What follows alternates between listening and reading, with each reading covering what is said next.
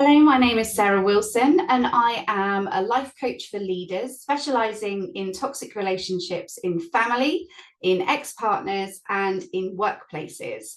And supporting somebody who is experiencing toxic relationships can be really challenging for somebody who's never experienced it. So, if you are supporting a friend who is struggling with toxic relationships, then this is the video for you to try and give them some additional support without making sure that they won't talk to you. Because one of the most important things when you're experiencing this is having somebody to talk to who is non-judgmental, who is not going to push you to make a decision about what you should do, but is there to listen and to not always sympathize, but certainly empathize with the situation.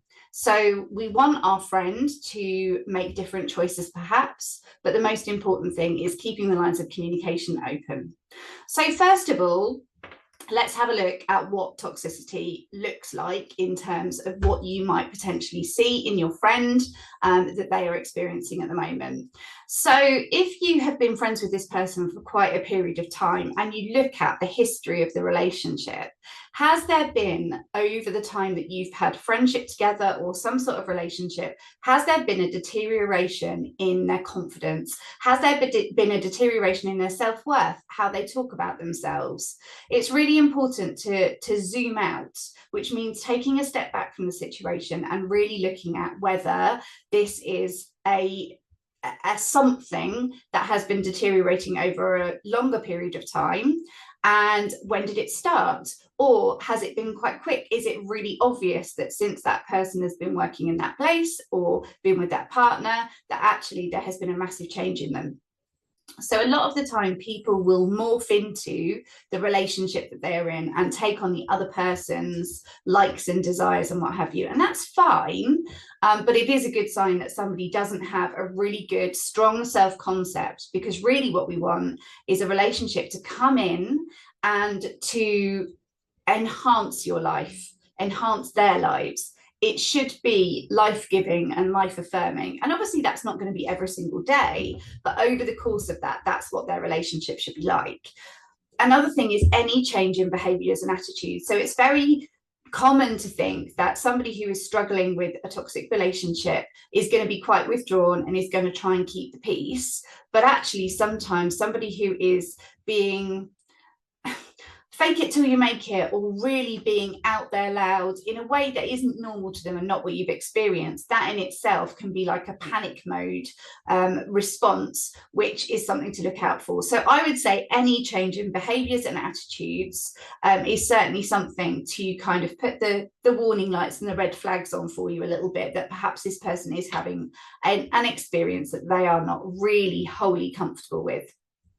Obviously, just going back to those, some people do withdraw. Some people withdraw from friendships. Some people just want to keep the peace and are hugely people pleasing.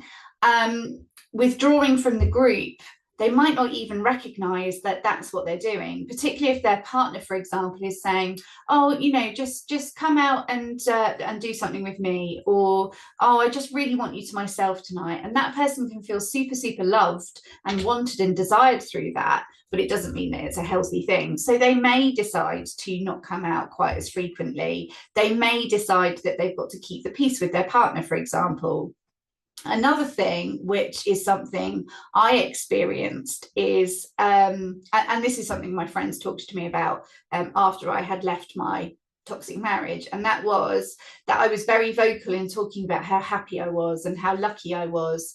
And actually, people who are genuinely happy and lucky, they don't need to keep reiterating it over and over and over again. So it's something just to look out for if they are starting to be very vocal about how amazing their relationship is and what have you. It could be a sign that they are either unaware of the situation, which I certainly wasn't aware, but it's good for you to kind of get an understanding about where your friend is and how you can best support them.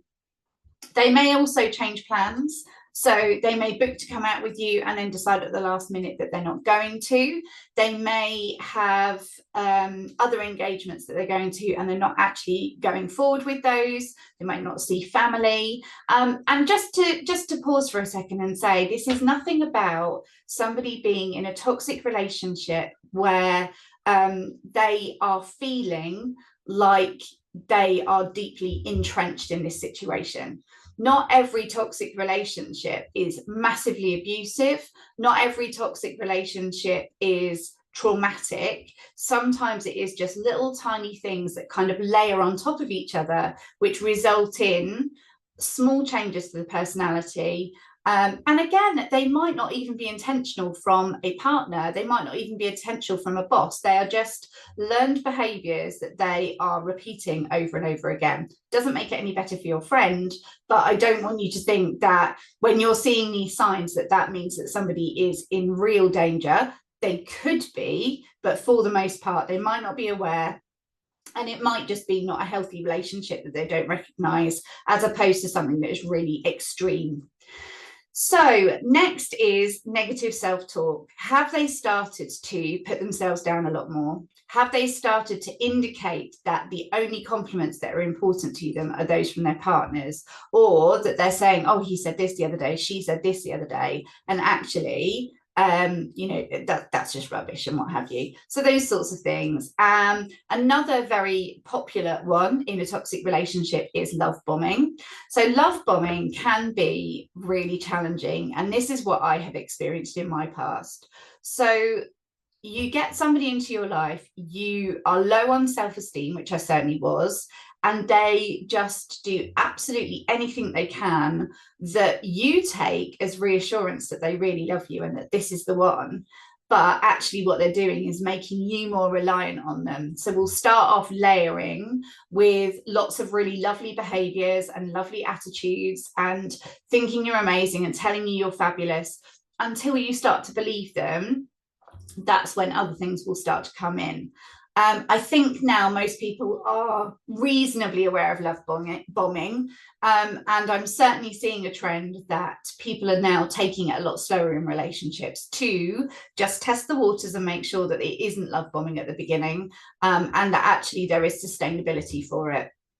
The other thing might be defensiveness. So they are defensive whenever they perceive that they or their partner is being criticized or questioned or anything like that, and usually the defensiveness is quite disproportionate to what it is that you said, because it's been misunderstood and because that person has heightened sensitivity. So that gives you an idea of some of the things that you can look out for. So some of the common ones like withdrawing, keeping the peace, changing plans, negative self-talk and love bombing, but also some of the other things like any change in behavior is a time to get curious with your friend about what's going on in their life. Doesn't necessarily mean a toxic relationship, but something obviously has changed. And if you don't know what that is, then it is good to find out, what is happening for that person. So let's first of all go through the don'ts of the things I wouldn't advise if you are a friend supporting somebody in a toxic relationship. So A, don't point it out. Don't tell them, I'm really worried about your relationship and the impact it has on them. I'm a bit worried that it's toxic. Don't do that, because they're not ready to hear that yet. And the likelihood is that they will just stop talking to you. You will be pushed away and they won't have an additional confidant and somebody who's on their side as and when, things are happening. Don't tell them to leave. I cannot communicate to you how challenging and complex leaving a partner is in a toxic relationship. So I won't go into all the details here because that is a video all of itself, but there are so many complexities around leaving. First of all, by that point, that person has got such good hold of your self-doubt, again, intentionally or not, that you believe that you can't. So in the same way that elephants are taught when they are little, that if they try and escape from the stump that's in the ground, awful things will happen to them. So when they get older, they don't think that they can get away from it. So it's kind of like that. It becomes this entrenched thought process that means that they really struggle and that they can't actually leave their partner. The next one is criticizing their partner. Don't criticize their partner. They might be a complete tool. They might be a complete nightmare. But as soon as you start to do that, what happens then is that person will turn around and get defensive on their behalf. And again, you're going to potentially break down that communication. You can say things like, that doesn't seem very fair, or, you know, what else happened there, and ask questions. That's a much better way of kind of getting more information than including your thought processes in this. Don't judge. It's such a simple one, and it can be really difficult. You can be sitting there thinking, my friend is such a strong, confident person. How on earth have they ended up in this awful situation? Why don't they just leave? Why don't they just stop? Why don't they do this? Why can't they see it? And you start to get a bit judgmental about it. And it's really, really hard to feel judged in your relationship, particularly if you feel that you're not in a position to leave, either because that person has hurt you, that person has made you believe that you are nothing without them, that person has taken every last bit of self-esteem and strength that you can, that you're constantly questioning yourself. You don't need an additional layer of that. There'll be stuff happening underneath the surface, undercurrents starting to bubble, but you are not in control of that pathway. That is not up to you. You can offer support if that person indicates that they might want to leave their partner, but just be careful, because even if they become critical of their partner at times, the chances are that the cycle will continue for a bit longer, and then they'll be like, well, you hate my partner, you hate this person, so I'm not going to talk to you about it. So keep the lines of communication open all the time. Don't post on social media about it. Don't post on Reddit, don't post on Substack, don't post on anything about the challenges that your friend has gone to, and don't look for advice and things like that through places where she could then potentially see that if there's enough detail that there is a post about it, or that you're worried about it and what have you. I know that that seems a bit of a bonkers one, but I have actually had a few of those things happen recently, where somebody has put on Facebook, does anybody know people, blah, blah, blah. And then they knew exactly who it was. And then the last one that I've got, although there are obviously lots of don'ts, but these are like my top few. Don't contact partner. Doesn't matter how friendly you are with that partner. Doesn't matter if they are your work colleague. Doesn't matter if they are your brother, I don't care, your sister, it doesn't matter. Don't speak to them about it. Keep the loyalty for your friend, and don't try and get involved with both parties, whether you know them or not. Even if they've done something that is really hideous, you can't be the one to wade on in there and have a go. It's just going to alienate you from your friend. Obviously, once the relationship is well over and they are starting their new life, then obviously you can gently speak to them about the things that you had been worried about and what have you, but just tread super carefully, because it's a really sensitive time for them. What can you do? Let's leave on the positives. So the things that you can do are be there for them. Be there for them. It's so important to be able to feel heard and to be able to be somebody's safe space. It's incredibly frustrating, and I'll talk to you about that in a second, but it's also really important. Keep the lines of communication open. This person is going to drain you for a little bit. This person is going to struggle as they work through it, and that's not always going to be easy for you, but be there. Focus on them, not the partner. It's fine to say things like, how does that make you feel? But don't start laying into the partner on it. It's about them and their experience and what they're experiencing from it. Tell them how you can support them. So, you know, if you ever want a bed here for the night, you know, maybe we could just go out for dinner and drinks one night and you can stay over here. You know, be that space for them. If you've got the room to do that. Obviously, if you haven't, then you can't. You know, I'm always here if you want to talk. You can WhatsApp me at whatever time. All of those sorts of things. Be really clear on what it is that you can do to support them, because that's super important. Learn more about complex leaving. So there are so many bits of information and things on the internet about how complex it is to leave a toxic relationship. Arm yourself with the education, not to then pass on necessarily to your friend, but to understand a bit deeper about why is it so difficult to leave? Like, it took me, from the worst incident that happened, it took me another 18 months to go. And initially I was really ashamed of that. But actually now looking back, I mean, it's been nearly 20 years for me. Looking back, I can see that had I have not left when I did, had I have left earlier, I would have gone back. We'd of course had a baby to make it better, which of course that never works. And I would be even further trapped. So in terms of the complex leaving, get yourself educated a little bit more on what that looks like and why it's such a struggle for your friend to go. Remind your friend of their worthiness. Remind your friend of their amazing personality traits that you love about them.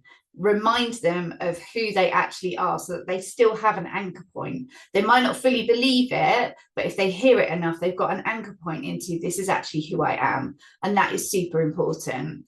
And then look at some signposting details. So depending on the severity of the situation, have you got local charities? Have you got local support groups? Have you got, I mean, if it's domestic abuse situation, have you got the local domestic abuse lines number, for example? These are for you at this moment in time. These are not for you to then pass on to your friend and say, oh, I thought you might need this, because that's not going to go down well. And God forbid they find them, the partner finds them, then that's not going to be really, really great for them.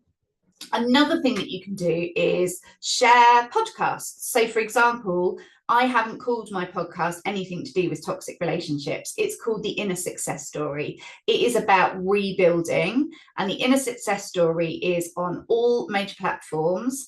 And it is about building self-esteem, building self-awareness. It's about success in your career and things like that. But the underlying thing is to make you immune from toxic relationships, you have to have a really strong self-concept. So the podcast is all about developing that strong self-concept. So you could always forward that onto them and say, I've been listening to this. I think it's really, really helpful, and give them this. And what you're doing then is seed sowing, The last thing that I want to say is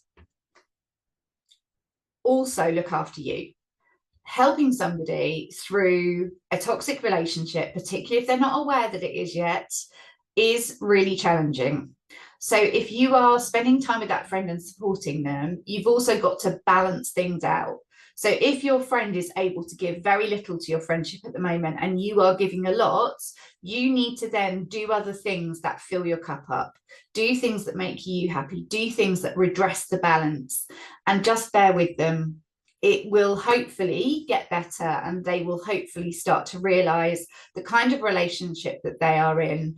But if you want to take one thing away from this, it is keep the lines of communication open. Don't do anything that's going to jeopardize being a go-to, because then you won't have a clue what's happening at all. And the uncertainty of that is going to be a bigger struggle. So I hope you found this helpful. There are some links in my emails if you got this through a sign up form, but if you're watching it on YouTube, there are some links within my profile. Please do have a look at those. There's other ways to get into my world, and I would love to chat to anybody who wants to have a conversation about how I can support you in us working together.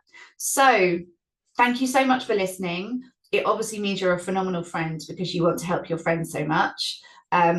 Look after them, and hopefully they will come into my world at some point so I can help them to rebuild. Take care of you and take care of them.